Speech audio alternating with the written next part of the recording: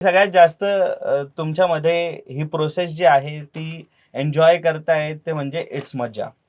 त्यांना खूप आवडतंय तुम्हाला घेऊन आणि ती वेब सीरीज करायला आणि 8वी नंतर 10वी आलं आणि आता 10वी मध्ये सगळे तुम्ही मोठे-मोठे आहे आणि मग तेव्हाची ॲक्टिंग आणि आत्ताची ॲक्टिंग या दोघांमध्ये मग तुम्ही काहीतरी अभ्यास करून इम्प्रूव्हमेंट केलीच असेल ना? हो. काय-काय चेंज केलंय सांगा?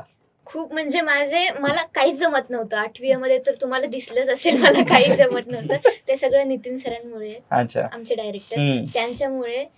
म्हणजे माझं शब्द आता पण मी मगाशी फंबल झाले. बरोबर. ते पण काही थोडं का होईना ते इम्प्रूव्ह झालंय. हं. ॲक्टिंग मध्ये फंबल्स थोडेसे इम्प्रूव्ह झालेत. हं. माझी इमोशन्स यायला लागलेत थोडे-थोडे अच्छा. आणि भरपूर काही शिकतेच आहे. हं. तू अथर्व? 8वी संपल्यानंतर जो 10वी येईपर्यंत जो गॅप होता त्यामध्ये मग इमोशन्स असो किंवा मग हॅपीनेस मग एक्सप्रेशन कशा हव्यात चेहऱ्यावरती किंवा डिक्शन या हं. सगळ्यावरती थोडं फार का होईना पण काम केलं.